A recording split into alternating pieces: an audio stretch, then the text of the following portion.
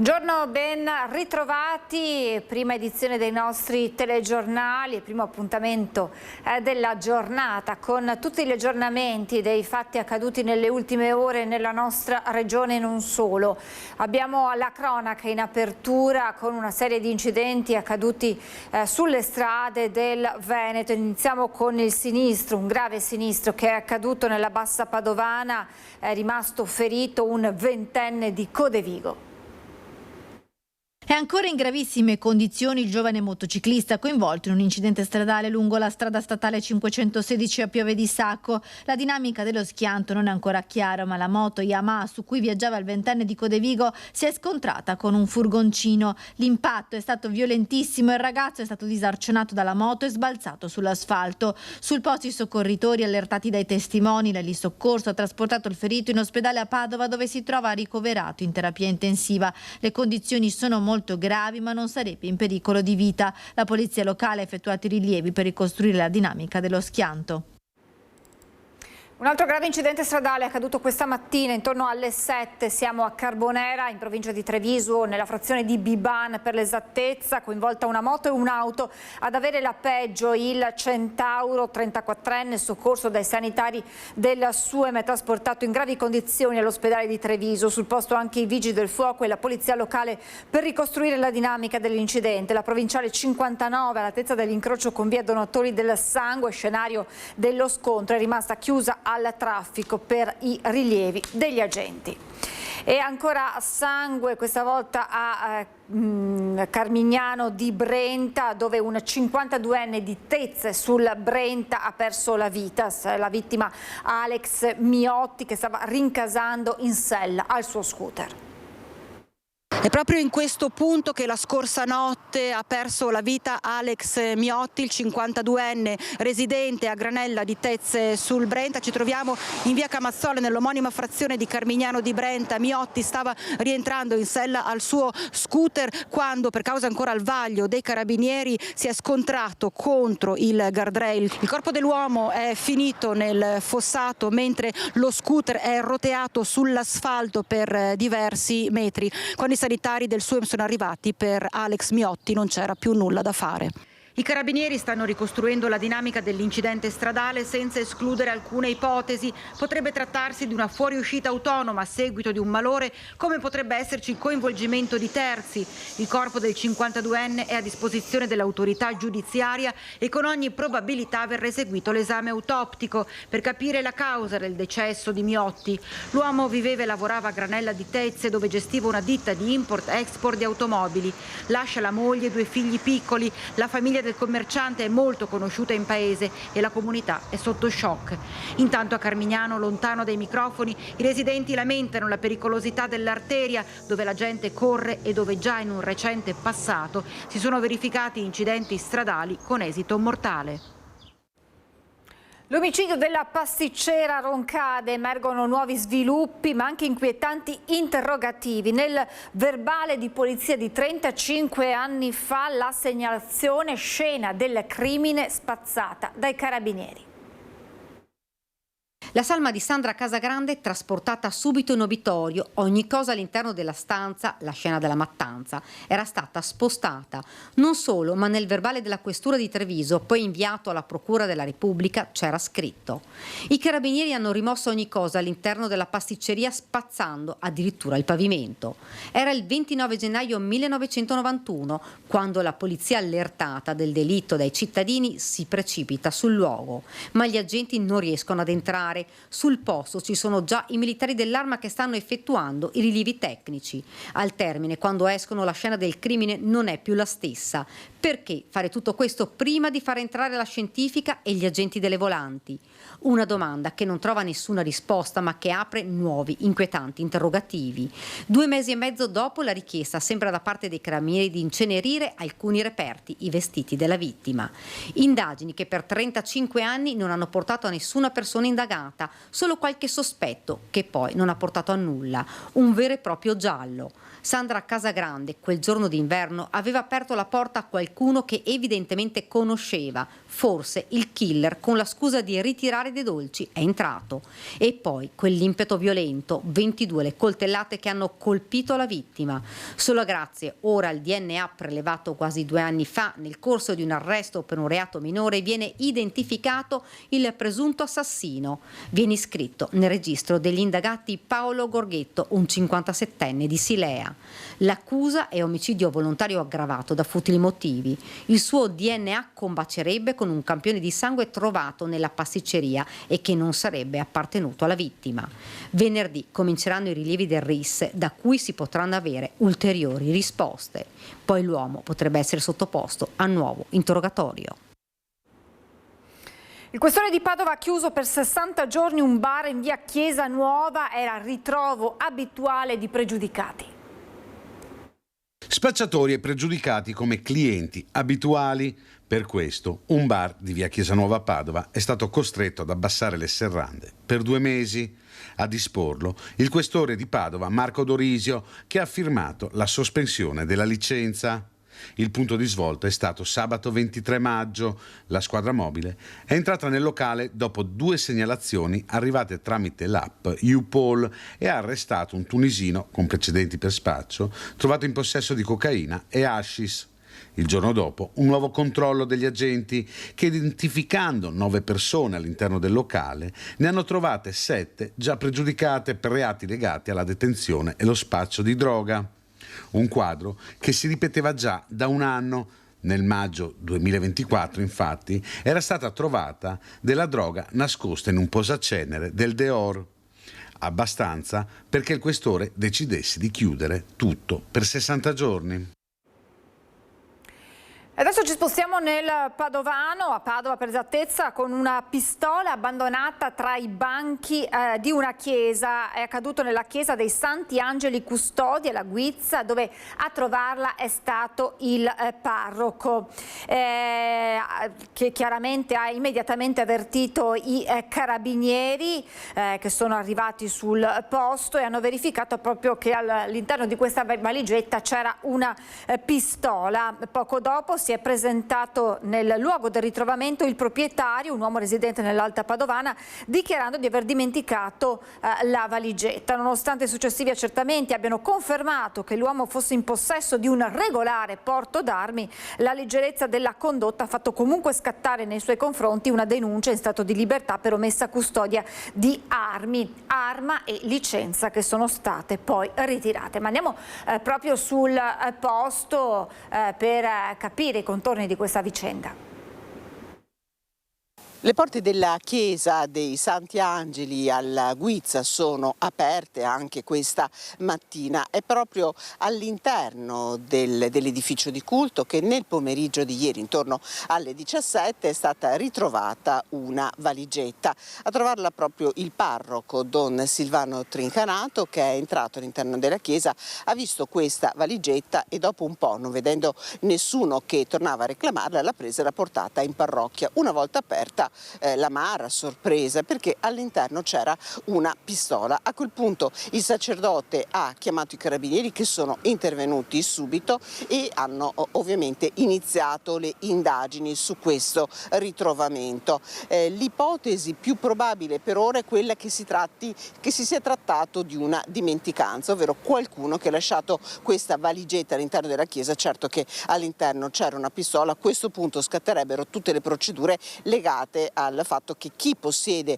un'arma deve ovviamente custodirla e fare in modo che non finisca nelle mani sbagliate. C'è poi da capire se questa pistola era regolarmente detenuta, ovvero la persona che ha abbandonato la pistola all'interno della valigetta, se ha o meno il porto d'armi. Ovviamente non si esclude neppure l'ipotesi che sia un gesto di tipo intimidatorio, ma i parrocchiani e lo stesso sacerdote non hanno mai ricevuto minacce in questi tempi, e questa è una zona della prima periferia di Padova in cui purtroppo ci sono stati nel passato vari atti di bullismo e anche alcune baby gang sono state rintracciate e anche bloccate, ma fenomeni di questo tipo non ci sono. E allora vi lasciamo proprio con il collega Federico Cibotto alla testimonianza che abbiamo raccolto con una volontaria della parrocchia, la signora Anna, che ci racconta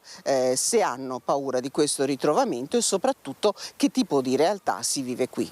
Signora Anna, lei è una volontaria della parrocchia. Sì. Avete paura dopo questo episodio? No, io l'ho sentito così per caso e ho sentito che sul giornale c'era, sì. No, paura no, certo qualche individuo un po' strano c'è sempre, ma qua episodi grossi non ce ne sono mai stati.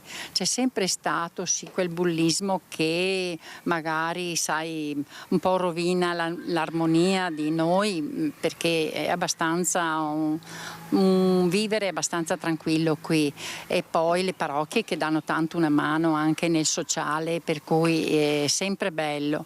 E noi abbiamo dei sacerdoti davvero meravigliosi che aiutano, cercano di aiutare appunto anche nei bisogni così quotidiani, per cui no, io non mi sento, certo che se succede a me è logico che mi prende la paura, però non è mai successo in 40 anni che sono qui ormai, e anzi è un bel vivere, ecco, io posso dire solo questo. La parrocchia resta comunque un punto centrale nell'aiuto, perché questa è una zona un po' periferica della città, però resta un cuore pulsante, attivo, sì, con le porte aperte. Sì, sempre, sempre. Noi da sempre, se andiamo in parrocchia, ecco, troviamo la nostra società buona, ecco, la società che ognuno vorrebbe trovare vicina di casa, e per cui no, siamo molto fortunati davvero come, ecco, realtà nostra.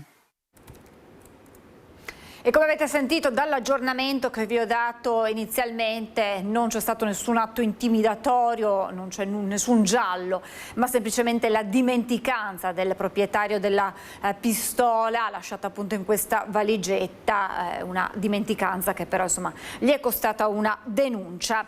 E restando in ambito di chiese, ricorderete l'episodio ad Albina di Gaiarine la settimana scorsa di quegli spari contro la chiesa. Ebbene, si sono fatti avanti 2 ventenni che hanno chiesto scusa, hanno incontrato anche il sindaco, abbiamo agito come in un film, la loro giustificazione.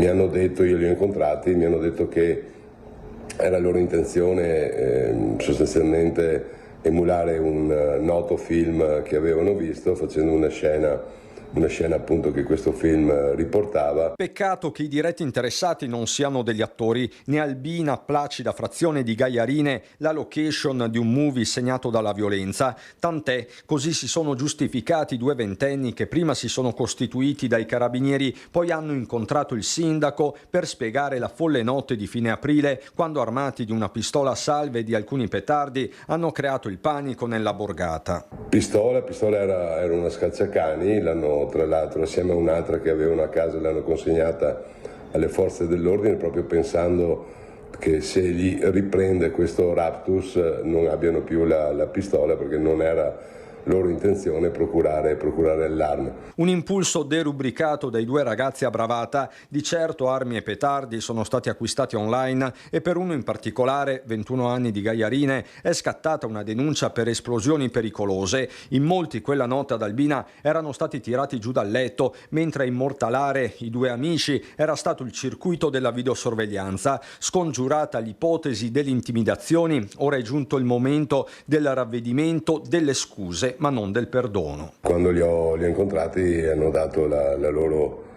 disponibilità a fare qualcosa magari anche in comune, proprio per scusarsi nei confronti della comunità. Ovviamente questo non toglie la denuncia e la strada intrapresa. Il questore di Padova ha chiuso per 60 giorni un bar in via Chiesa Nuova, era ritrovo abituale di pregiudicati. Spacciatori e pregiudicati come clienti abituali, per questo un bar di via Chiesa Nuova a Padova è stato costretto ad abbassare le serrande per 2 mesi. A disporlo il questore di Padova Marco Dorisio, che ha firmato la sospensione della licenza. Il punto di svolta è stato sabato 23 maggio. La squadra mobile è entrata nel locale dopo 2 segnalazioni arrivate tramite l'app YouPol e ha arrestato un tunisino con precedenti per spaccio trovato in possesso di cocaina e hashish. Il giorno dopo un nuovo controllo degli agenti che, identificando 9 persone all'interno del locale, ne hanno trovate 7 già pregiudicate per reati legati alla detenzione e lo spaccio di droga. Un quadro che si ripeteva già da un anno. Nel maggio 2024, infatti, era stata trovata della droga nascosta in un posacenere del Deor. Abbastanza perché il questore decidesse di chiudere tutto per 60 giorni. Un giro di fatture false da oltre 83 milioni di euro nel settore dell'occhialeria, con 46 aziende tra diverse province del centro-nord Italia e della Campania e 52 imprenditori di origini cinesi denunciati. Il bilancio dell'operazione Dirt Lens della Guardia di Finanza di Treviso, che ha portato al sequestro conservativo di 10 milioni di euro emesso dalla Corte di Giustizia Tributaria Trevigiana nei confronti di una società che si occupa di fabbricazione industriale di occhiali e montature. Tutto nasce da un controllo fiscale che i finanzieri della compagnia di Conegliano hanno condotto in una società operante a Valdobbiadene, controllo che aveva permesso di ricostruire un'evasione di imposta per oltre 3,5 milioni di euro, constatando l'indicazione in dichiarazione di costi documentati attraverso centinaia di fatture false emesse da 5 aziende rivelatesi mere cartiere, dunque prive di capacità produttiva. Dal controllo, che è stato il primo ad essere eseguito nell'inchiesta, è emerso poi un sistema di frode fiscale molto articolato e imperniato su 46 aziende, di cui 35 per nulla operative, che servivano solo per emettere appunto fatture utili ad abbattere i ricavi delle 11 società realmente esistenti e operanti nelle province di Treviso e Belluno. Queste ultime, grazie ai risparmi d'imposta, sarebbero riuscite ad inserirsi nel mercato con prezzi di gran lunga inferiori, falsando le regole sulla leale concorrenza e danneggiando gravemente gli operatori commerciali rispettosi delle regole. Apriamo ora una pagina dedicata all'economia, andiamo a Cison di Valmarino, a Castelbrando, vediamo già un panorama meraviglioso con il nostro Christian Arboit per parlare di crisi energetica, di industria, di ripercussioni che la crisi internazionale sta avendo sulla nostra economia, ma non solo, perché ci sono anche delle novità che riguardano proprio Castelbrando. Buongiorno Christian, insieme a lui Renato Capoia. Buongiorno a te Francesca, a te tutti i telespettatori di Antenna 3. Renato Capoia ti ha mostrato uno degli scorci che si possono ammirare da Castelbrando, dove ci troviamo con Massimo Colomban, che certo non ha bisogno di presentazioni. Massimo Colomban, che è patron, fondatore di Castelbrando, ma fondatore di Permastelisa. Insomma, ripeto, non ha bisogno di presentazioni, andiamo subito al dunque. I temi dell'economia colombiana sono tantissimi. Ieri c'è stata un'assemblea di Confindustria che ha visto la partecipazione del Capo dello Stato e della Premier Meloni, assemblea di Confindustria che ha guardato parecchio all'Europa, criticandola anche aspramente. Si è parlato di giungla burocratica, si è parlato di giungla amministrativa. È davvero un mostro l'Unione Europea per l'impresa italiana e per l'impresa del continente. Ma stiamo attenti, perché di normative si può morire. Quando un'azienda diventa troppo burocratica non è più efficiente, e quindi è così è per le nostre comunità. La comunità europea deve fare un salto di snellezza, di qualità e di efficienza, non perdersi in burocratismi cominciando dal tappo della bottiglia, ma guardare la sostanza, cos'è che porta il futuro, l'innovazione, le imprese, perché sono le imprese che creano occupazione e sviluppo e quindi ricchezza per lo Stato. Qual è stato l'errore principale secondo lei dell'Unione Europea? Prima mi parlava del Green Deal, dell'approccio ideologico, è così? Beh, c'è un approccio ideologico terribile, autolesionista. Noi non possiamo vedere l'ambiente solo come Europa o come uno singolo Stato, ma dobbiamo vederlo mondialmente. È assurdo che noi ci imponiamo delle regole che uccidono le nostre auto, per dire, il settore dell'automobile, o che fanno importare tutto dalla Cina. Dobbiamo essere pragmatici e realisti, così come non prendere più né gas né petrolio dalla Russia è autolesionistico, quindi bisogna essere un po' più pragmatici e guardare all'efficienza dei sistemi. L'Europa sta invecchiando troppo. Senta, tra invecchiamento, burocrazia, crisi energetica, caro Gasolio, che prospettive ha l'economia del nord-est? Ma io il nord-est lo vedo sempre positivamente. Io qui ho investito, qualcuno mi dice che sono matto, in realtà bisogna lanciare sempre il cuore oltre la siepe. Ho investito in una struttura qualche milione per darla proprio in uso a tutti quelli che hanno imprese nel nord-est, che va oltre le fiere, quindi che possono esporre i propri prodotti fidelizzando i clienti, portando 50 clienti al giorno, facendoli riposare eccetera, ma nello stesso tempo presentare i loro sistemi, i loro prodotti. Noi l'abbiamo chiamato oltre le fiere Pro Expo. E allora adesso lo mostriamo. Come si chiama? Volentieri. Pro Expo, promozione ed esposizione. Abbiamo creato un padiglione da 1000 metri quadrati, è un teatro ipertecnologico, dalle luci che uno può mettere, i luci della propria azienda, far diventare il soffitto la bandiera italiana oppure i colori dell'azienda.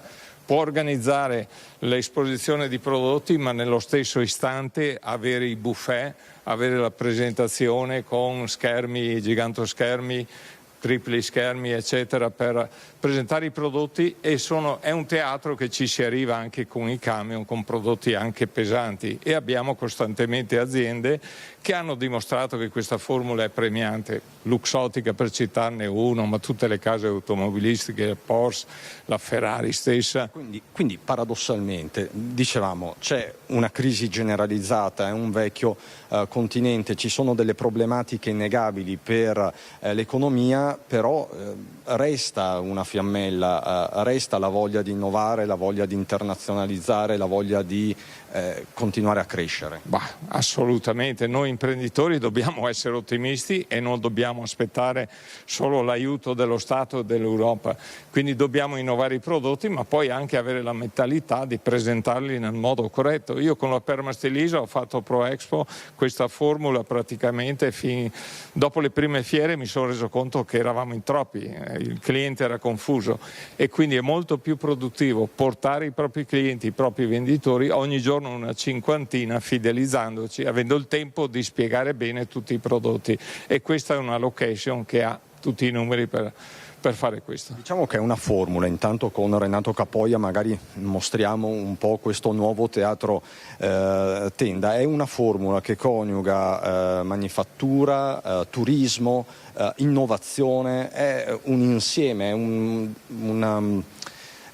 quello che lei presenta qui a Castelbrando è un pacchetto trasversale, mi verrebbe da dire. Direi di sì, visto che abbiamo più del 50% degli ospiti che arrivano dall'estero, quindi facciamo un buona location per attrarre il turismo, ma soprattutto un turismo business. Qui facciamo vari eventi di Ambrosetti, così come presentazione di prodotti aziendali. Tenga presente che abbiamo una super spa, viene chiamata Princess Spa, e mi dicono che è una delle migliori che c'è in Italia. Qualcuno. Diciamo che con il tempo voi siete diventati un simbolo della marca, un simbolo del Made in Veneto più in generale, e quindi da qui si vede anche lo stato dell'arte e dell'economia più in generale. È un osservatorio privilegiato, non solo sul turismo. È vero, sì.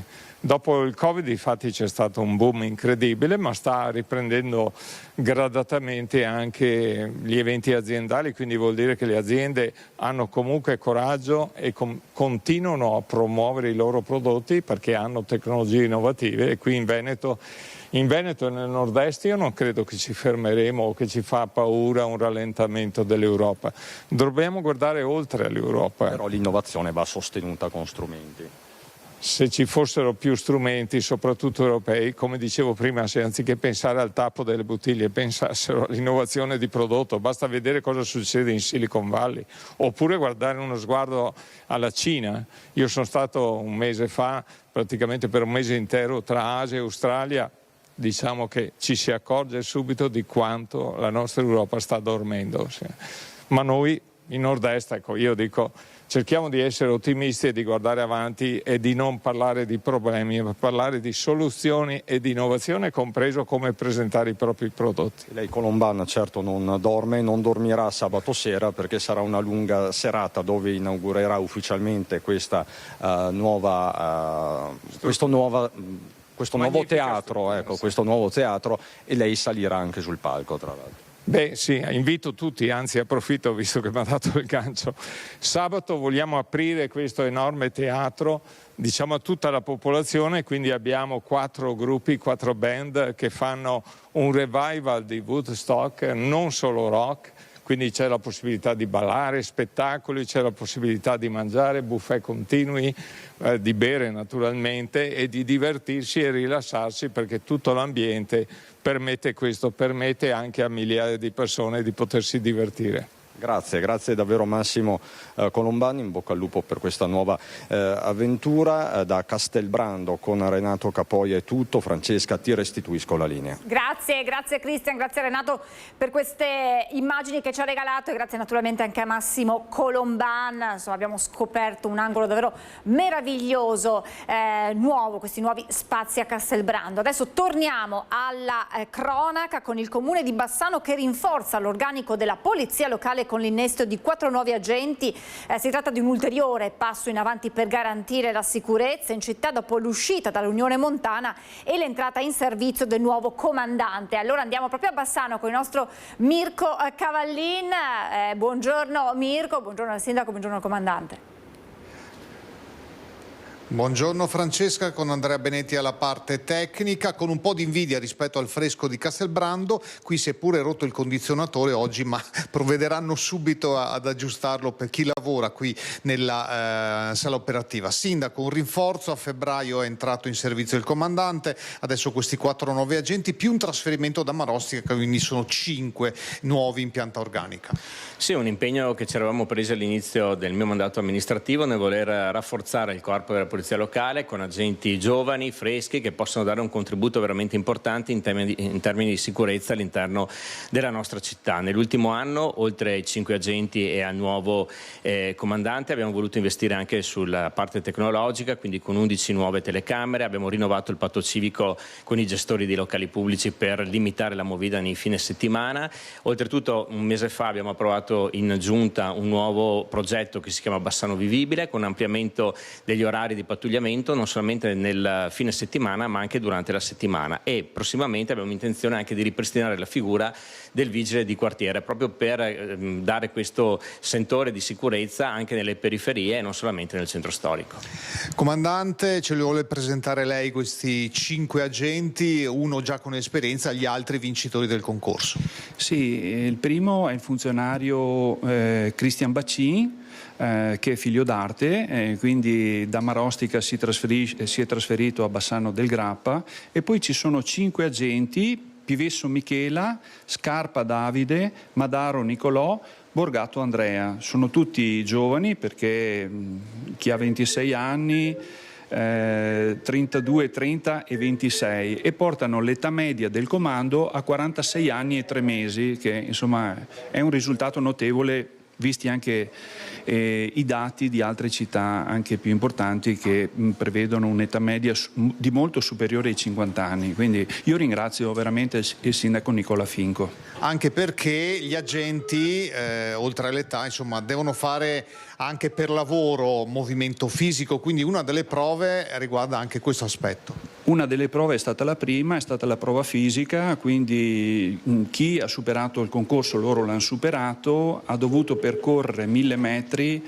in 4 minuti e 30 secondi se uomo, o entro i 5 minuti se donna, e quindi loro l'hanno superata alla grande. In più hanno superato 2 prove scritte e una prova orale, quindi è personale selezionato che ovviamente adesso è entrato, sarà affiancato per un periodo assolutamente per capire tutte le problematiche di Bassano del Grappa, quindi con personale esperto, e quindi sarà impiegato in tutti i servizi del comando, da rilievo incidenti al controllo del centro storico, a Piedati, ma anche, voglio dire, al controllo del territorio, al centro studi dove siamo sempre impegnati, e a volte anche in interventi di tipo diverso, perché poi le funzioni del comune sono innumerevoli e il sindaco lo sa bene che noi interveniamo tutti i giorni su più fronti. L'ultima domanda per il sindaco: un'ottantina di telecamere attive, moderne, insomma, che controllano, vedevamo adesso anche Ponte Vecchio pieno di gente, pur essendo un normalissimo mercoledì mattina, con l'arrivo dell'estate e anche l'arrivo ancora di tanti turisti, quindi c'è bisogno anche di dare non solo l'impressione ma poi l'effettiva presenza della sicurezza a chi visita la città. Certamente Bassano sta vivendo anche un bel periodo, nel senso abbiamo sempre le piazze piene, è una città fortemente attrattiva, ma dobbiamo garantire anche una sorta di tranquillità ai residenti che ne hanno tutto il diritto. Quindi per questo, come dicevo prima, oltre al potenziamento dell'organico stiamo puntando anche molto sulla tecnologia, con varchi, con telecamere, in modo da avere un presidio costante di tutta la città.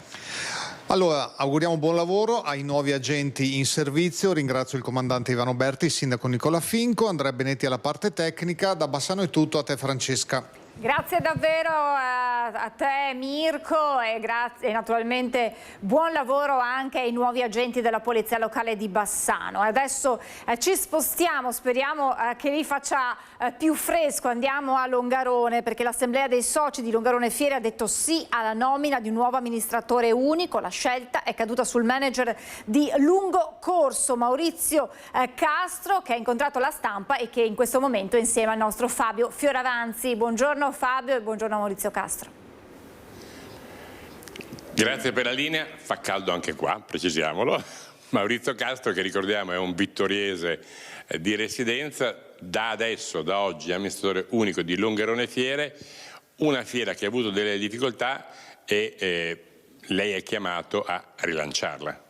Sono chiamato a stilare un piano industriale che dia un nuovo orizzonte di senso alla fiera di Longarone, che è una fiera storica, preziosa per l'identità stessa culturale di questo territorio e che quindi merita di essere rilanciata.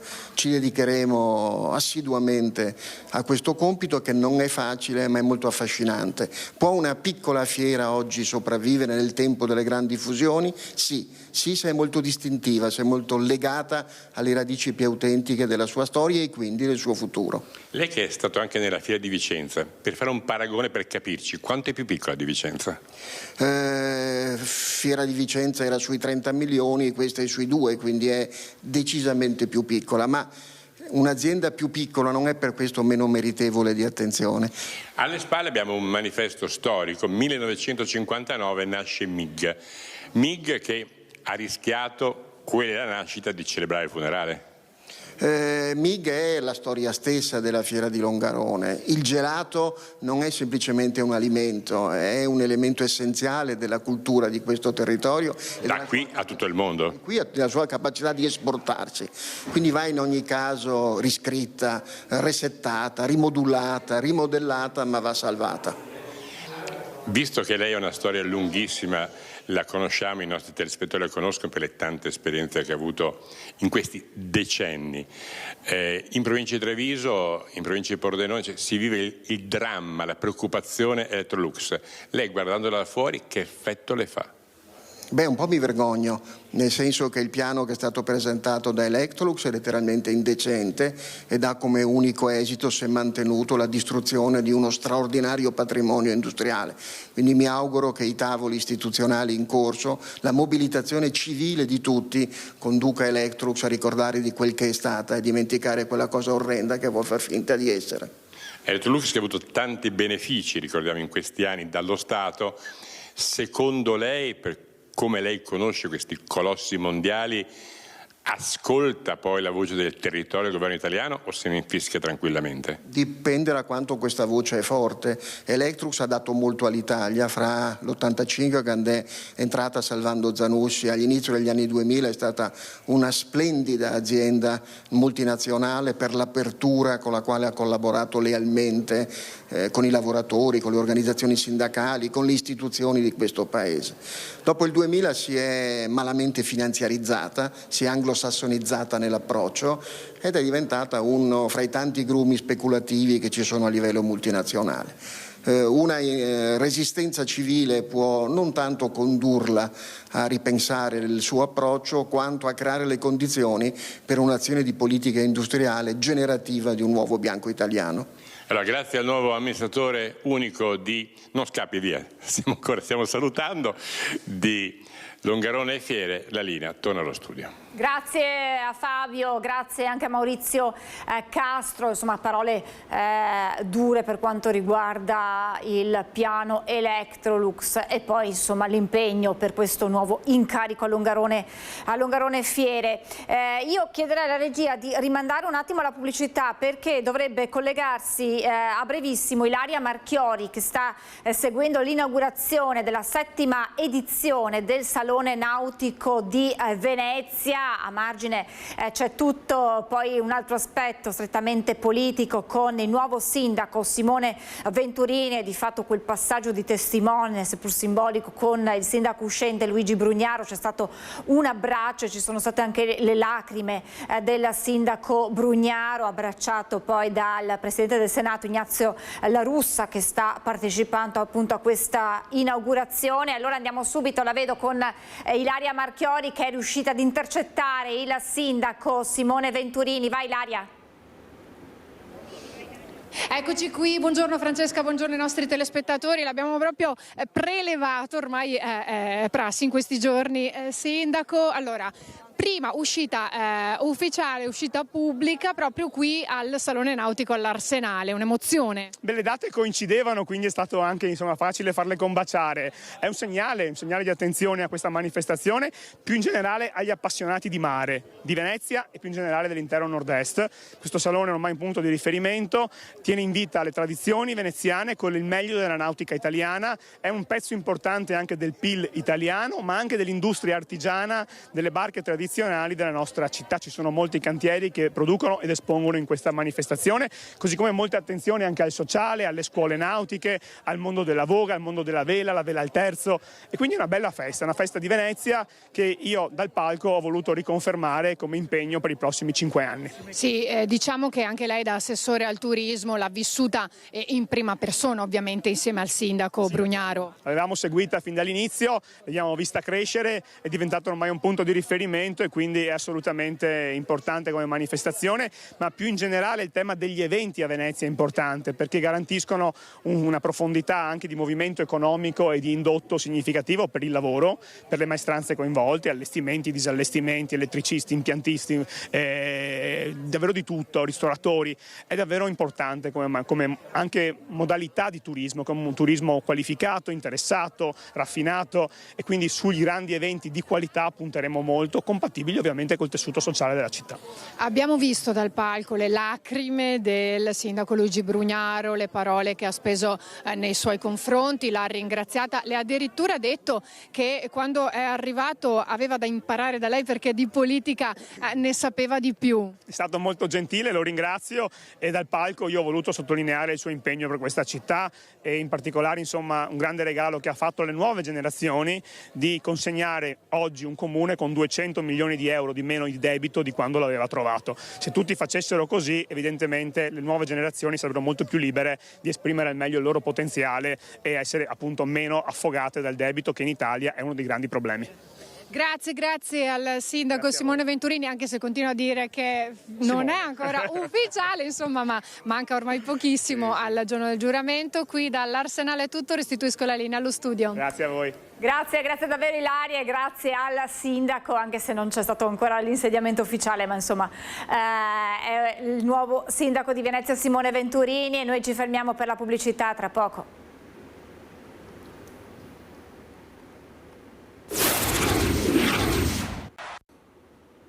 Rieccoci in diretta, ritorniamo alla cronaca, controlli della finanza nei locali della Marca Trevigiana durante il fine settimana per contrastare il lavoro irregolare. A Castelfranco scoperto un cameriere quindicenne.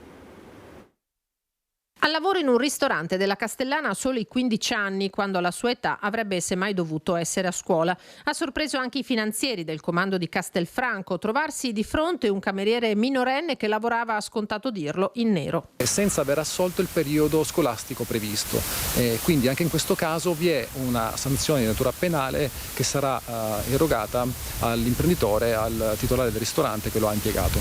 È solo uno dei provvedimenti intrapresi in seguito ai controlli eseguiti nei fine settimana settimana di febbraio, marzo e aprile dalle Fiamme Gialle trevigiane. 90 attività economiche ispezionate, 51 lavoratori irregolari, 40 in nero. Nel Coneglianese pizzicato un altro cameriere irregolare. Percepiva la NASPI, contributo per la disoccupazione, quindi lavorava in nero pur percependo un contributo pubblico. Per questo è stato denunciato alla Procura della Repubblica e dovrà rispondere dei reati di indebita erogazione di contributi. Intorno ai 5.500 euro il beneficio percepito.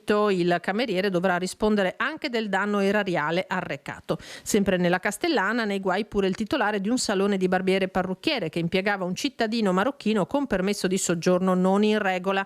Sono state di conseguenza avviate le procedure per il rimpatrio, che erano sospese perché il nordafricano aveva presentato domanda di protezione internazionale. 15 locali pubblici sono stati inoltre segnalati all'Ispettorato del Lavoro per la sospensione delle attività, viste le gravi violazioni riscontrate. Noi svolgiamo questa azione proprio per tutelare i soggetti onesti e quindi i nostri controlli continueranno nel corso delle prossime settimane, nel corso dei prossimi mesi e saranno orientati appunto a cercare di far sì che tutti possano gareggiare, se vogliamo, allo stesso modo, quindi per mettere tutti in una condizione di parità, salvaguardando in questo caso sia le ragioni del fisco sia le ragioni dei lavoratori che sono poi i soggetti più deboli. Catturato dai carabinieri di Belluno, uno dei destinatari di misura cautelare nell'ambito dell'operazione antimafia svoltasi nel Salento. Si tratta di un 31enne originario della provincia di Bari, trasferitosi nel Bellunese da poche settimane, dove aveva trovato un'occupazione regolare come operaio edile. L'uomo è ritenuto contiguo al sodalizio mafioso della Sacra Corona Unita ed è indiziato di gravi reati, tra i quali tentato omicidio, porto abusivo di armi da guerra, violenza privata, associazione finalizzata al traffico illecito di sostanze stupefacenti. Tra i fatti contestati dagli inquirenti spicca un episodio in cui l'uomo, armato di un fucile d'assalto AK-47 Kalashnikov, avrebbe esploso diversi colpi ferendo un individuo con l'intento di affermare l'egemonia del proprio clan. L'arrestato è stato introdotto presso la casa circondariale di Belluno. I carabinieri precisano che i fatti per i quali procede la magistratura salentina non hanno alcun nesso con la provincia di Belluno. Andiamo fuori regione, nel Pordenonese, a Barcis. Dopo giorni di ricerca è stato trovato senza vita l'escursionista tedesco 63enne scomparso da lunedì. È stato ritrovato senza vita l'escursionista tedesco 63enne disperso da giorni tra le alture di Barcis nel Pordenonese. L'allarme era scattato intorno alle 21 del 25 maggio, attivato dalla Sores su segnalazione proprio della donna che era con lui nel periodo dell'escursione. Dopo essersi separati nel percorso, non vedendolo arrivare all'appuntamento prefissato prima di rientrare in Germania, avrebbe allertato i soccorsi. Avevamo pernottato sabato sera al bivacco Val di Zea. Ci siamo separati domenica mattina. Ero troppo stanca per proseguire l'itinerario programmato. Ero scesa a valle per attenderlo alla struttura di Villa Emma nel Prescudin. Non vedendolo arrivare ho attivato i soccorsi. Sono molto preoccupata. Con la voce affranta e sotto shock era questo il racconto di Marion, la compagna di trekking conosciuta qualche giorno prima, raccolto nelle scorse ore dalla nostra emittente sul posto nel momento delle ricerche. Il grave incidente ieri pomeriggio a Spilimbergo lungo la regionale 464 a termine di un inseguimento dei carabinieri partito da Maniago. Lo schianto frontale ha provocato 2 feriti gravissimi, uno di questi trasportato in elicottero a Udine.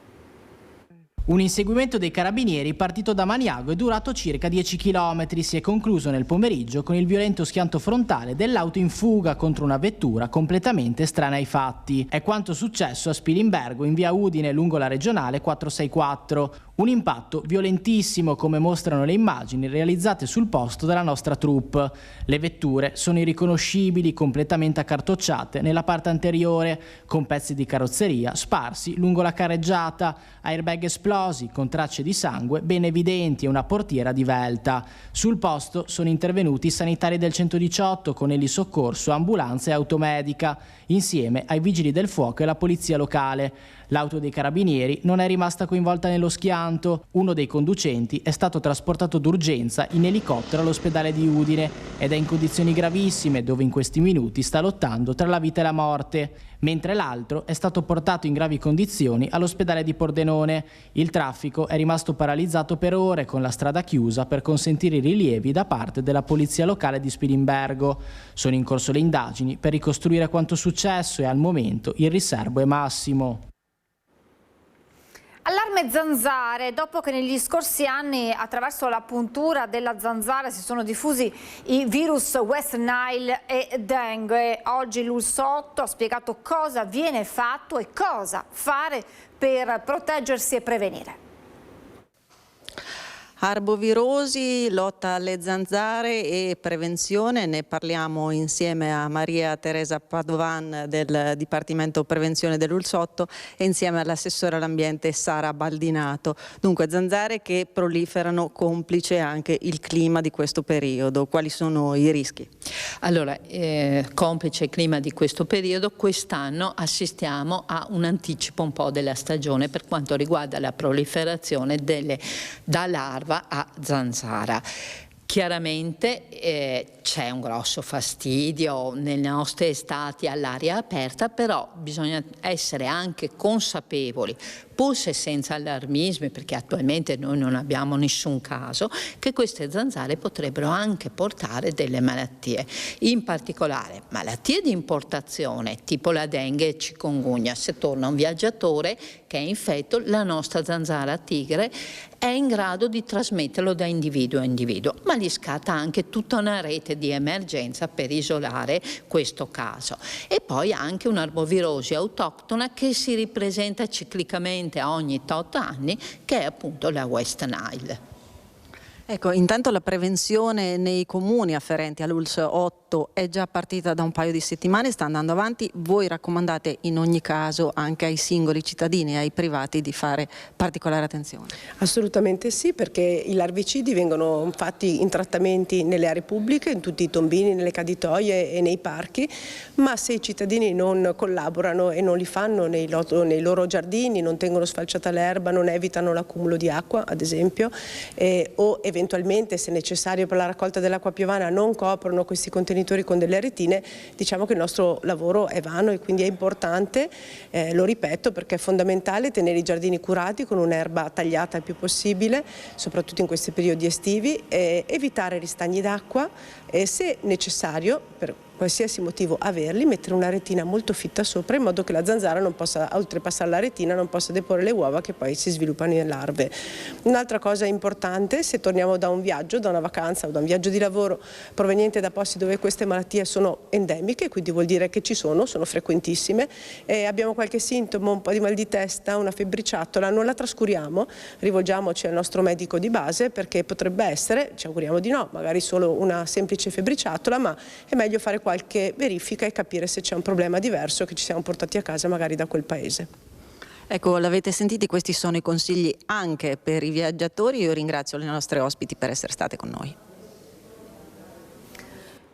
Lo abbiamo visto prima, il neosindaco di Venezia Simone Venturini insieme ad Ilaria Marchiori all'inaugurazione del Salone Nautico. A lui sono arrivati i complimenti del sindaco di Treviso Mario Conte, che alla luce di questa elezione rilancia il progetto, l'ambizioso progetto della Patreve, che vede appunto Padova, Treviso e Venezia, una proposta accolta positivamente dal neocollega Simone Venturini, che è lapidario però sul tema dell'autonomia. UE per tutti o per nessuno, dice il primo cittadino di Venezia, guardando al Veneto orientale e alle condizioni più favorevoli del vicino Friuli Venezia Giulia. Quindi quel progetto Patreve, Padova, Treviso, Venezia, di cui si è sempre parlato, credo che i tempi siano maturi per cominciare a lavorare su una grande comunità dove padovani, trevigiani e veneziani hanno le stesse esigenze, hanno le stesse necessità e sulle quali politicamente possiamo incidere davvero molto. Quindi io ci credo, sono convinto che anche Simone ha la stessa visione. Potrebbe essere l'occasione di rilanciare il ruolo delle città metropolitane e in questo rilancio ridisegnare i confini e abbracciare attraversare appunto territori più ampi, che già oggi sono connessi, perché già oggi da Mestre a Padova sono 20 minuti e da Mestre a Treviso sono 20 minuti. C'è già un primo asse tra Mario Conte e Simone Venturini, neoeletto sindaco di Venezia, e riguarda un progetto che sembrava finito nel cassetto, quello di un'area vasta, la Patreve appunto, tra i capoluoghi del Veneto centrale e orientale. Ma il processo non è chiaramente automatico, servono governance, funzioni e materie. Penso politiche ambientali, politiche di mobilità, le politiche dell'abitare, piuttosto che le politiche sociali. Con la Regione in particolare per quanto riguarda alcune competenze e poi soprattutto col governo nazionale. Già oggi di fatto lo è e quindi bene insomma lavorare insieme a Mario e a Sergio su questi temi. Patreve che non può prescindere da un riequilibrio più generale dei territori, strettamente connessa alla questione dell'autonomia, come dimostrano anche le tante pulsioni che pervadono il confine orientale, con diversi comuni veneti, veneziani e trevigiani che tornano a sognare la fuga. L'attrattività del Friuli in termini di benefici e di incentivi alle volte è tale per cui molti comuni vorrebbero passare di là e quindi secondo me andrebbe rivisto completamente il sistema delle regioni a livello nazionale e o dare a tutti la stessa parte e quindi tutte quante diventano statuto speciale o nessuna deve essere statuto speciale, perché non è possibile pensare che due regioni uguali, omogenee come Veneto e Friuli abbiano sostanzialmente strumenti diversi. Al primo giorno da sindaco già mette il dito su una questione. Il tema dell'autonomia, è il tema dell'autonomia che questo Veneto attende da anni e che è giusto che abbia una risposta.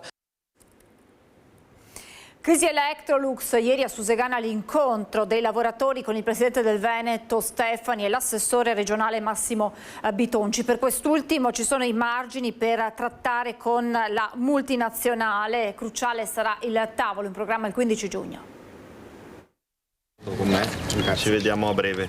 Grazie mille. Grazie a voi. Grazie a voi. Grazie a voi. Io sono moderatamente fiducioso perché ho parlato ovviamente con l'azienda, con l'amministratore prima, in via assolutamente privata e ho colto una disponibilità anche da parte del ministro Urso, quindi amministrazione e ministro Urso, per arrivare al 15 di giugno con una proposta e quindi il governo sta lavorando ovviamente sulle possibili misure da adottare e da proporre all'azienda, ovviamente con l'azienda che dovrà ritirare questo piano che abbiamo ribadito più volte è assolutamente inaccettabile. La scadenza del 15 giugno fissata dal ministro Urso è il prossimo punto di svolta dove saranno messi in campo anche ammortizzatori sociali, fondi di coesione e quanto sarà possibile per salvare lavoratori e territorio. Abbiamo il vantaggio anche di avere delle figure al Ministero che possono dare delle risposte significative al nostro territorio, quindi ci stiamo già interfacciando ovviamente da giorni, lo faremo nei prossimi giorni tornando qui, perché io credo che oggi non debba essere solo una questione di forma, ma debba essere una questione di sostanza.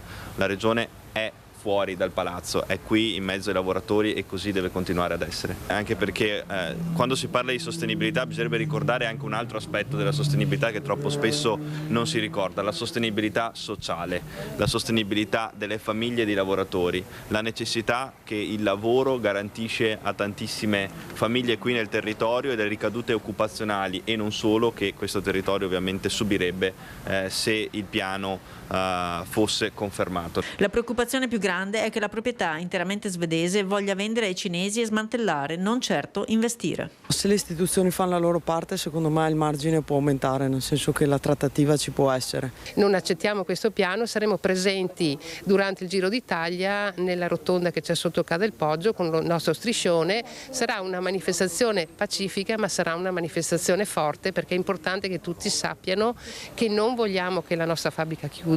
Noi vogliamo continuare a lavorare e noi vogliamo garantire il futuro a lavoratrici e lavoratori che sono all'interno del nostro stabilimento. È il momento di fermarci ancora per una breve pausa pubblicitaria, tra poco.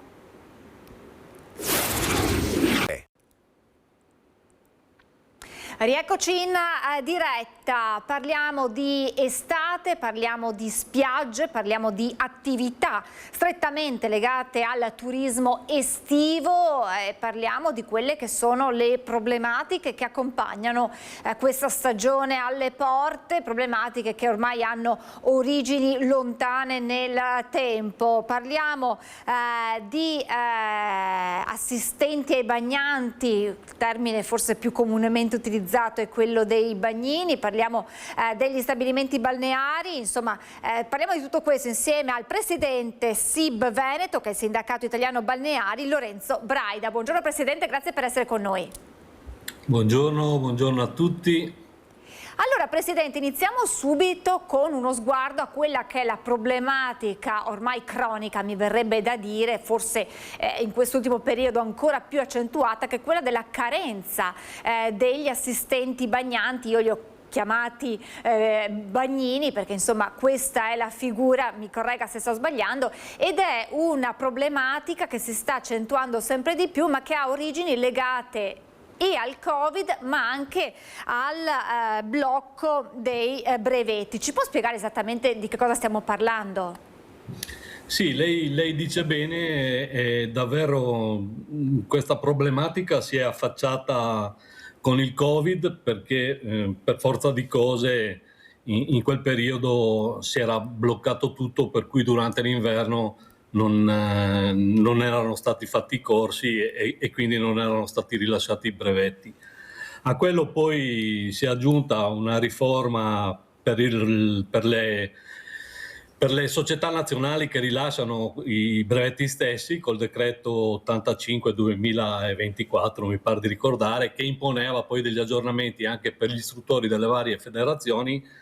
E alla fine, quando quel decreto, che comunque era già un decreto datato, è stato recepito, solo la Federazione Italiana Nuoto era in grado di poter rilasciare i brevetti.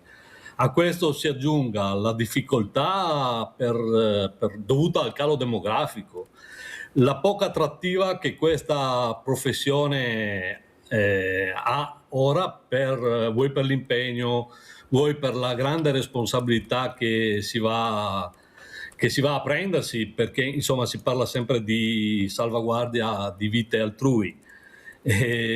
Vuoi anche perché con l'ultima riforma era stata vietata l'assunzione di ragazzi minorenni, cosa sacrosanta dal mio punto di vista, perché è un lavoro per il quale bisogna avere grande consapevolezza di ciò che si va a fare. E che poi col decreto mille proroghe tramite degli emendamenti è stata sospesa sia per il 2025 che fino ad ottobre del 2026. Per cui ancora per quest'anno riusciamo a metterci una pezza, però diventa sempre più difficile. È davvero una professione che bisogna in qualche modo, alla quale bisogna dare dignità e bisogna trovare la maniera di incentivare i ragazzi a intraprendere questa via. Presidente, è possibile quantificare quante figure mancano? Immagino sia complicato, però una stima a grandi linee per questa stagione? Ma guardi, al momento il litorale veneto è al completo, diciamo così, ma siamo dovuti andare a pescare oltre che nella parte insomma dei minorenni, fra gli studenti, molte aziende che danno il servizio in outsourcing, perché ormai i concessionari danno in appalto questo tipo di servizio perché è veramente difficile organizzarlo. E siamo andati a pescare all'estero, molto in Sud America, in Spagna, in Uruguay, e adesso ci stiamo affacciando a rapporti con l'Albania. Lei capisce che far arrivare questo personale, queste persone dall'estero, in alcuni casi poi bisogna sistemare anche una parte burocratica per l'uso del defibrillatore, i brevetti che vanno convertiti per renderli validi in Italia, diventa veramente difficile, e ciò a scapito poi della sicurezza in spiaggia, perché stiamo mettendo delle toppe e stiamo perdendo di vista quello che è l'essenziale, e cioè la formazione, l'impegno soprattutto la costanza nel reperimento di persone che poi questo lavoro lo facciano come professione. Al momento abbiamo studenti che lo fanno per gli anni dell'università, prendono la stagione come il modo per aiutare un po' la famiglia o aiutare a se stessi a sostenere gli studi. Ma Presidente, perché se manca il numero adeguato di bagnini che possa garantire la sicurezza, non si può aprire per la stagione? Esatto, le ordinanze in vigore anche a livello non solo in Veneto, perché poi ogni circondario marittimo emette la propria ordinanza sulla sicurezza balneare. Al momento la legge impone di tenere la struttura chiusa, o anzi, meglio, la struttura aperta al pubblico ma senza poter far pagare i servizi. Quindi di fatto non si può chiudere la spiaggia ovviamente, la gente magari utilizza comunque le attrezzature, le sdraio e i lettini, ma se non c'è la sorveglianza quello stabilimento balneare a tutti gli effetti è chiuso. Cosa succede? Succede che se noi dovessimo aprire, perché non si può lasciare uno stabilimento chiuso il mese di giugno, no? Oltre che allo stabilimento balneare poi ci sono collegate tutta una serie di attività, la ristorazione, i bar, tutta l'attività commerciale che è legata poi all'usufruizione del servizio in spiaggia, i bagni, le docce calde, tutto quello che ne consegue, ma non a pagamento. Se poi succede la disgrazia, si va a compiere un reato penale e se ne deve rispondere. Quindi capisce che è un problema che dobbiamo risolvere assolutamente questo. Mi sembra di capire che per questa stagione estiva, insomma, il litorale veneto sia in qualche modo, grazie a queste toppe che siete riusciti a mettere, come le ha nominate lei, si possa partire regolarmente. Però mi sembra anche di capire che se non si mette mano a quella che è la normativa, a quella che è la situazione attuale, nei prossimi anni rischiamo di avere degli stabilimenti che faranno fatica a rimettersi in moto. Sì, io lo vado dicendo ormai da 3 anni, mi sono affacciato in tutti i modi l'ultima volta e grazie a Dio la Regione è stata molto sensibile, così come la Capitaneria di Porto e il reparto centrale che è a Venezia. Ci siamo seduti a un tavolo per parlare e affrontare queste tematiche e in qualche modo io credo che da fine stagione troveremo un sistema per riuscire a sistemare anche questo tipo di figura professionale, che non è l'unica nel terziario. Nel settore turistico abbiamo veramente delle carenze importanti anche da parte del personale che viene utilizzato come risorsa all'interno degli alberghi, dei ristoranti. Mancano camerieri, pizzaioli, cuochi, cameriere ai piani. È un settore che è veramente alla ricerca di nuove professionalità con continuità lavorativa.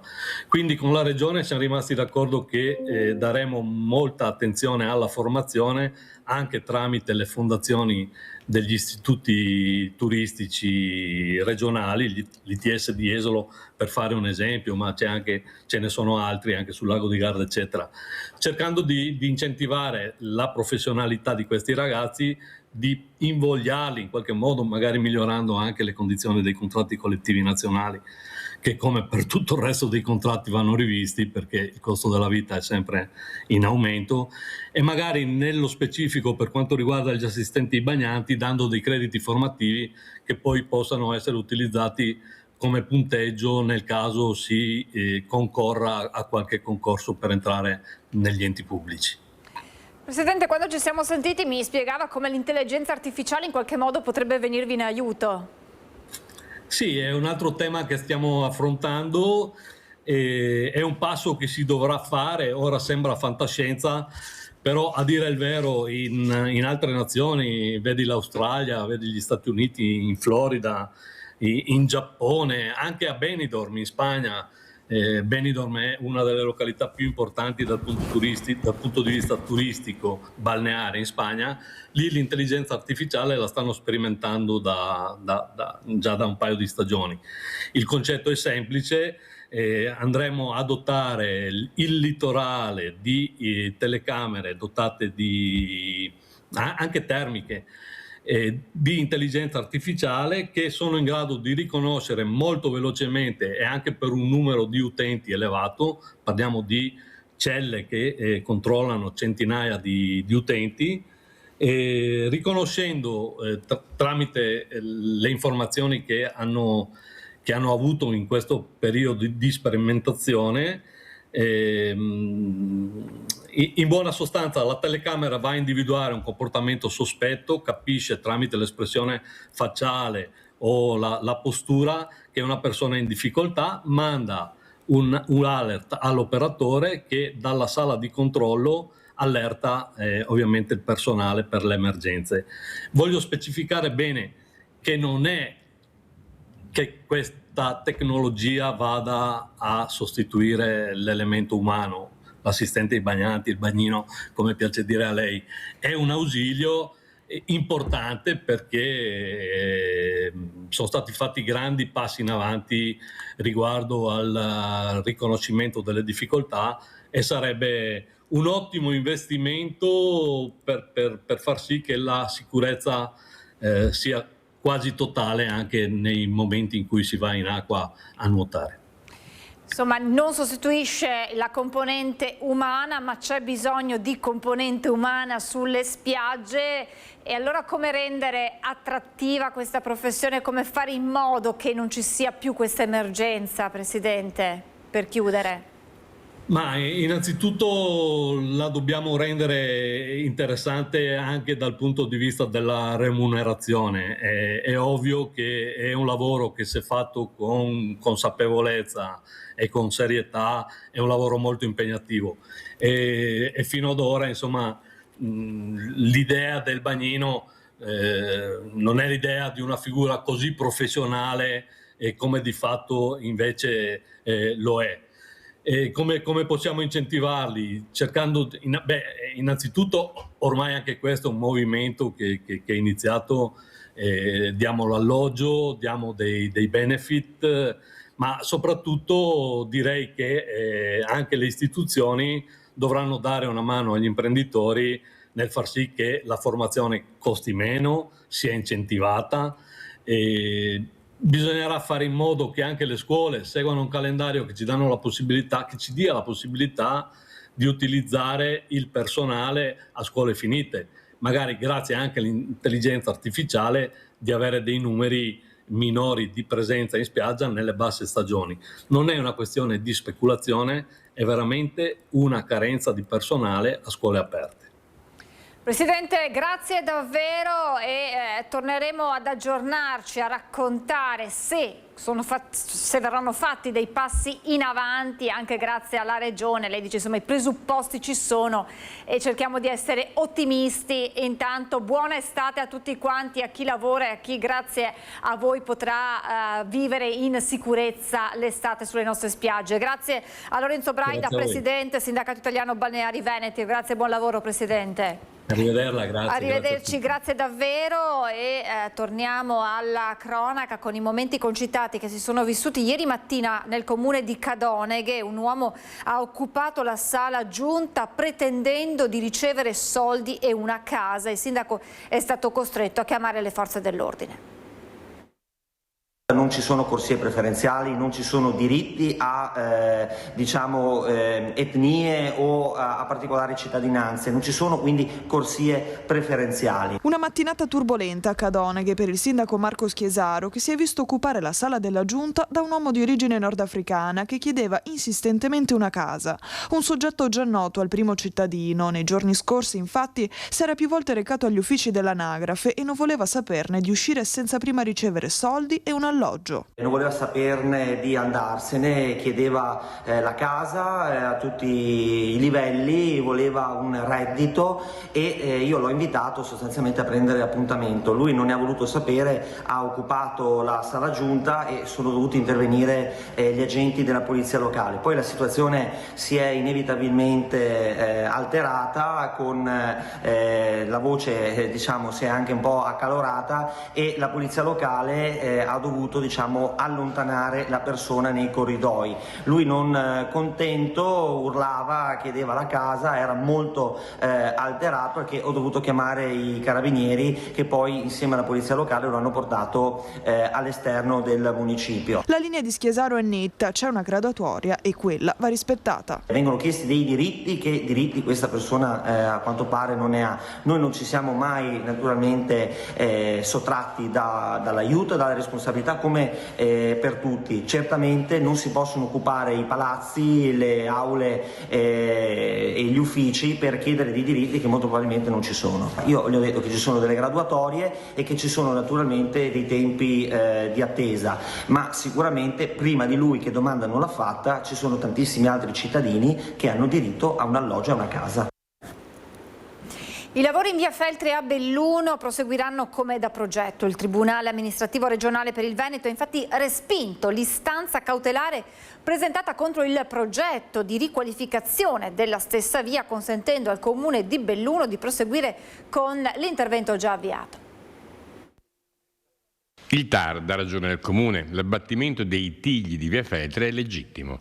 L'ordinanza, pur inserendosi nella fase cautelare del giudizio, affronta nel merito le contestazioni sollevate e ne esclude la fondatezza, riconoscendo la correttezza del percorso amministrativo seguito dal Comune. Questo ci permette di affermare la bontà del progetto e il rispetto del progetto di tutte le leggi in vigore e soprattutto dare anche una risposta al benefattore che ha sostenuto con 3 milioni e 100 questo progetto e che in questo periodo ha sostenuto tutte le strumentalizzazioni che sono state fatte. Il Tribunale esclude inoltre la presenza di un vincolo storico ex legge sull'attuale assetto di via Feltre e sulle alberature esistenti, osservando che la sistemazione della strada e la piantumazione dei tigli risalgono alla metà degli anni 60 e non rientrano pertanto nella disciplina richiamata nel ricorso presentato da Italia Nostra. Da domani in poi questo progetto proseguirà nella sua forma originale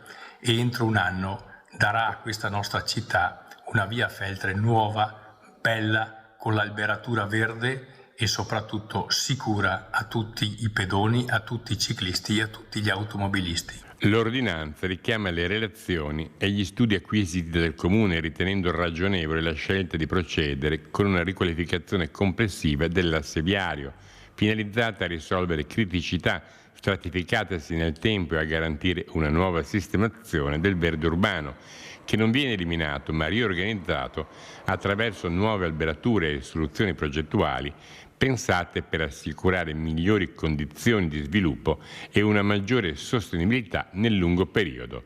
Delusi ovviamente i ricorrenti.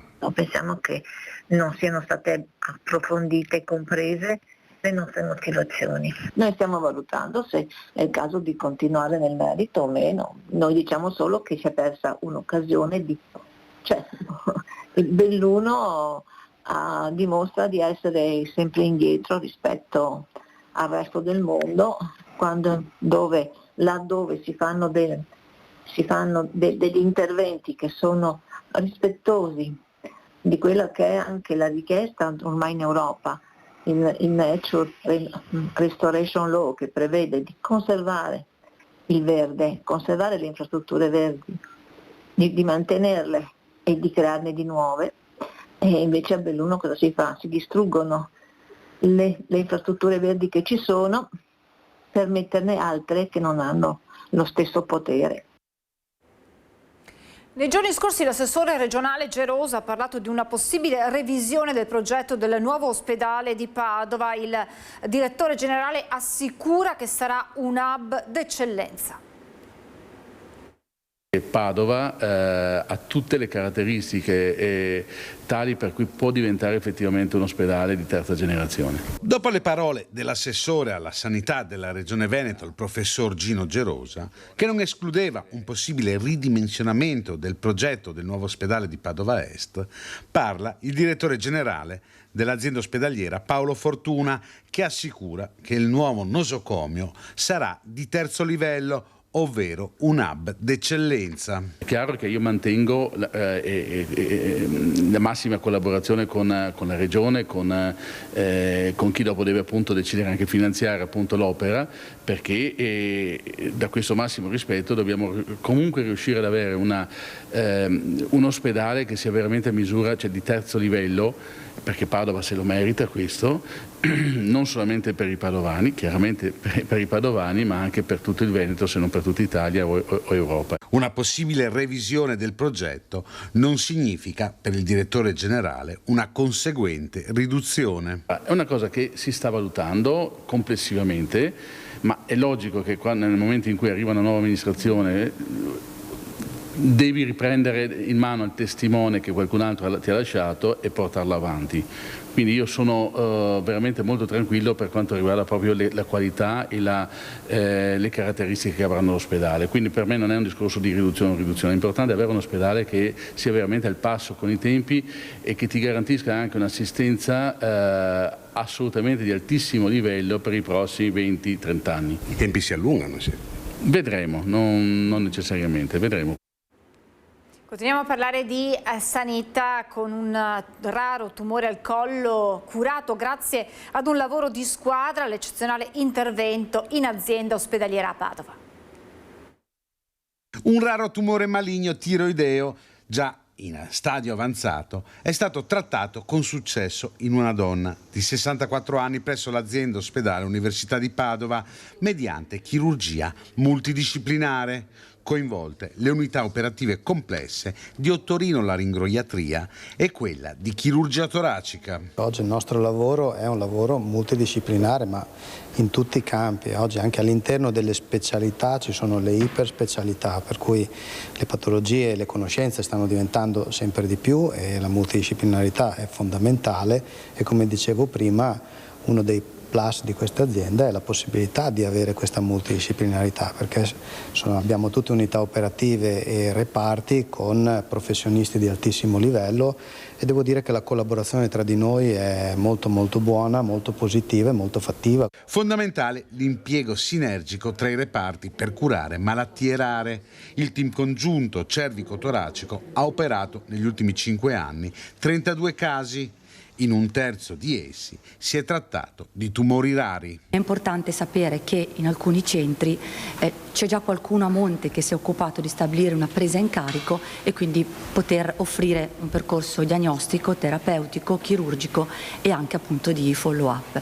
Quindi credo che sia proprio un valore aggiunto questa collaborazione e devo dire che nella nostra azienda questo avviene su diversi fronti. Il paziente che raggiunga la chirurgia toracica, che raggiunga l'otorino o altre sedi, poi attraverso una rete che è stata già definita può avere delle risposte. Con la Casa della Comunità di Bassano arriva anche una nuova figura, quella dell'infermiere di famiglia. Con la Casa della Comunità di Bassano del Grappa, operativa da lunedì assieme alle altre strutture simili sul territorio, l'ULSS 7 ha attivato anche la figura dell'infermiere di famiglia e comunità. Un professionista sanitario che segue i pazienti sia nella nuova struttura sia a domicilio. La nostra nuova figura aiuta il cittadino a livello sia ambulatoriale che territoriale.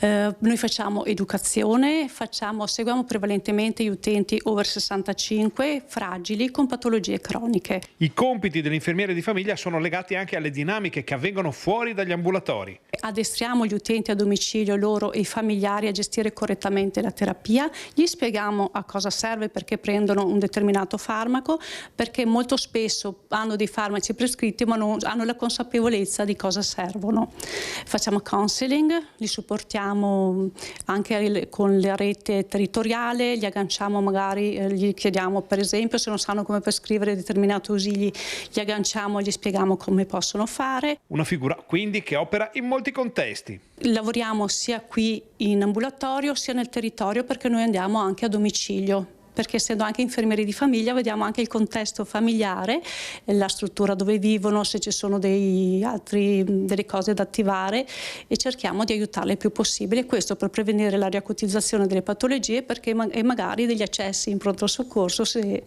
non sono necessari. Un riferimento nuovo con nuovi riferimenti e nuovi punti di contatto. Può sentire il medico di medicina generale che conosce la nostra figura, può contattare l'116 117 che è questo centro che risponde a Mestre e gli chiede se può essere attivato il nostro servizio, può contattare il PUA che è il punto unico di accesso, può contattarci, ci sono anche i nostri numeri sul sito aziendale. Un aggiornamento di cronaca giunto poco fa in redazione, un incidente mortale, un ciclista è morto dopo essere stato investito da un'auto lungo la statale 62 della Cisa, Villafranca di Verona. ANAS informa che il tratto interessato dal sinistro, circa 2 chilometri, è chiuso in entrambe le direzioni, il traffico è deviato sulla viabilità alternativa. Atleti paralimpici al Museo Bailo di Treviso, protagonisti della cerimonia di premiazione per i titoli vinti nel 2025. Movimento che cresce, ma c'è ancora da fare per diffondere la pratica sportiva tra i disabili. Ho vinto campionati italiani e la mia specialità sono i 100 metri rana. E l'elenco dei successi dei 17 campioni paralimpici riuniti al Museo Bailo potrebbe continuare a lungo.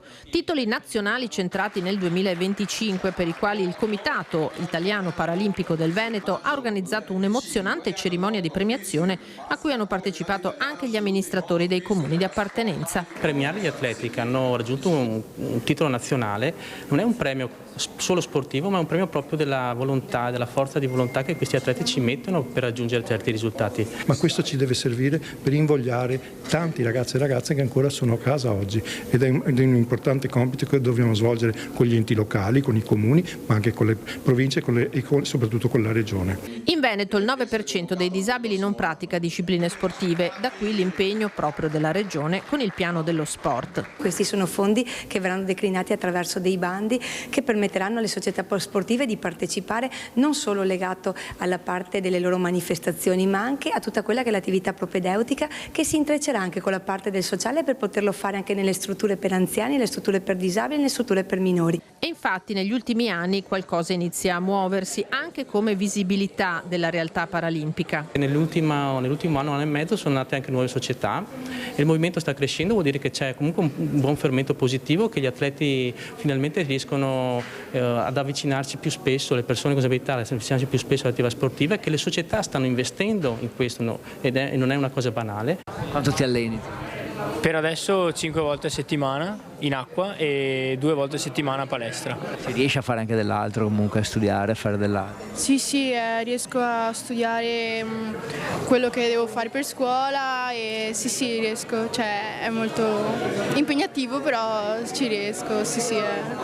Tutti dobbiamo avere la possibilità di poter fare lo sport perché fa bene non solo fisicamente ma anche per fare gruppo, per la socializzazione. Prima tappa del road show sostenuto da Centro Marca Banca e Ascopiave che nei prossimi mesi raggiungerà tutte le province del Veneto. Il 1° giugno Rosolina, poi Belluno il 6 e Verona il 20 giugno.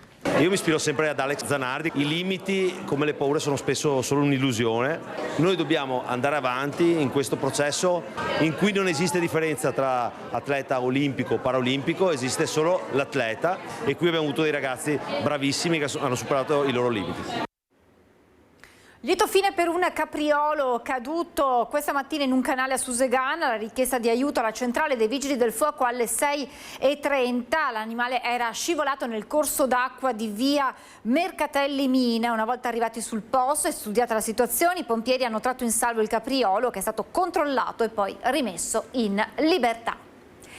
Con questo lieto fine noi concludiamo questa prima edizione del nostro telegiornale. Ringrazio Francesca Pezzo e Marco Gagliazzo in regia, ma noi ci ritroviamo tutti e tre insieme a voi tra poco con l'approfondimento della CGIL. Parleremo di previdenza, di pensioni, di riforma della disabilità insieme a Mauro Visentin e a Lucia Celi. Appuntamento dunque a tra poco, intanto grazie, sigle e previsioni.